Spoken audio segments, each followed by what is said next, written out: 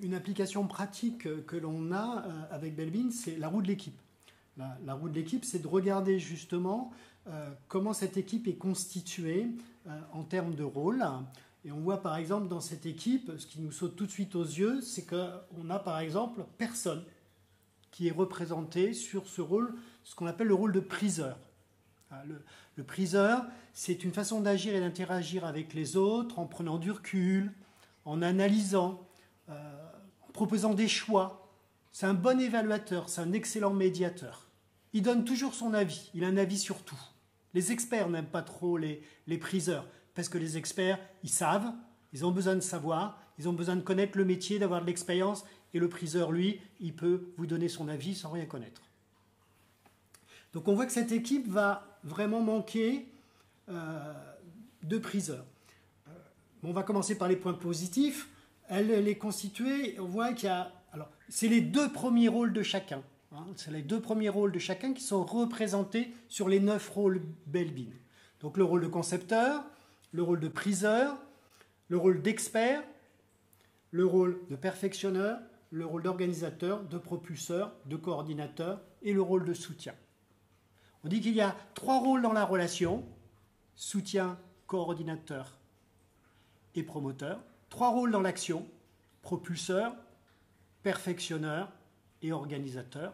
Et 3 rôles dans la réflexion, concepteur, priseur. Et puis, le dernier, c'est l'expert.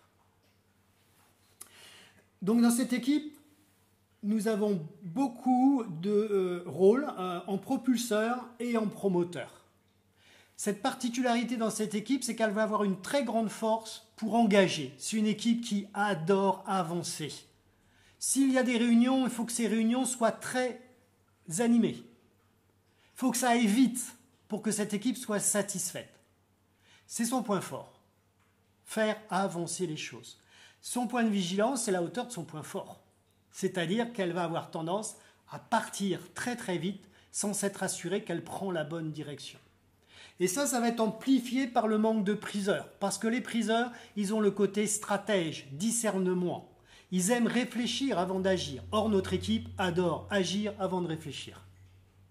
Donc, on a une équipe qui amplifie, je dirais, ses effets secondaires du fait qu'elle a des rôles surreprésentés dans un domaine où il faut avancer et des rôles sous-représentés qui manquent dans un domaine où il faut réfléchir et savoir si la bonne direction que l'on choisit va être efficace ou performante.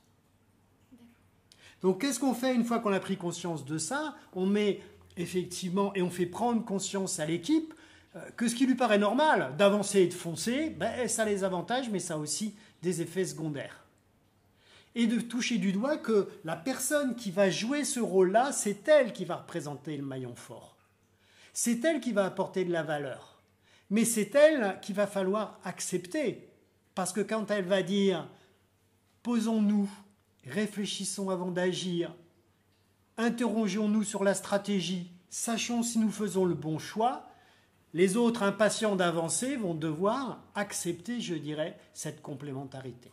Donc nous allons d'abord chercher parmi ces rôles surreprésentés, le propulseur et le promoteur, lequel d'entre eux peut venir, ou lesquels des personnes qui sont dans ces rôles vont venir jouer ce rôle de priseur. Dans une équipe, vous avez des membres qui ne sont pas que propulseurs. Non, dans une équipe, vous avez ces membres qui sont propulseurs, qui ont d'autres talents. L'idée, c'est de leur faire comprendre qu'il faut lâcher ces talents pour adapter le comportement à l'équipe et à une recherche de performance.